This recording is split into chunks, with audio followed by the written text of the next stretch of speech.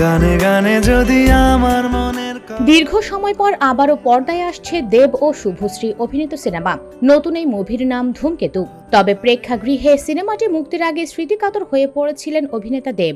ভারতীয় সংবাদ মাধ্যম আজ তাক বাংলার প্রতিবেদন থেকে জানা যায়, এক বিশেষ সাক্ষাৎকারে প্রাক্তন প্রেমিকা শুভশ্রী প্রসঙ্গে নিজের মতামত জানান দেব। তিনি বলেন, গত 9 বছরে আমরা একে অপরের সঙ্গে একটাও কথা বলিনি, কাজ তো দূরের কথা। তবে যদি আমাদের মধ্যে আবার কথা হয়, তাহলে আমি সত্যি জানি না আমি কি বলবো, কি বলা উচিত আমি জানি না।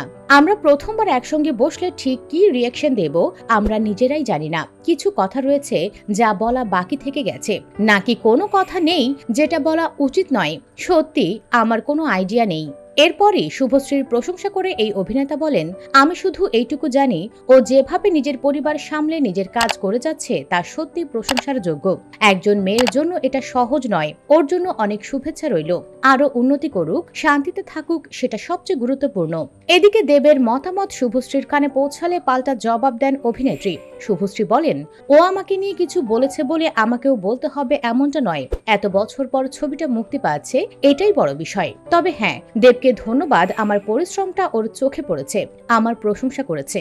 একটা সময় টলিউড সুপারস্টার দেবের সঙ্গে শুভশ্রীর প্রেমের সম্পর্ক ছিল ওপেন সিক্রেট। এই জুটি দর্শক জনপ্রিয়তাতেও ছিল তুঙ্গে, কিন্তু কোনো এক অজানা কারণে তাদের সম্পর্ক ভেঙে যায়। সম্পর্ক ভাঙার মুহূর্তে এই জুটি 2015 সালে সর্বশেষ অভিনয় করেছিলেন ধূমকেতু সিনেমায়।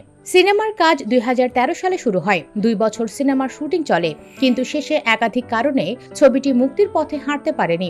অবশেষে দীর্ঘ 9 বছর পর প্রেক্ষাগৃহে ধূমকেতু মুক্তি পাচ্ছে আগামী 14 আগস্ট। প্রসঙ্গত, ব্যক্তি জীবনে শুভশ্রী পরিচালক রাজ চক্রবর্তীকে বিয়ে করেন।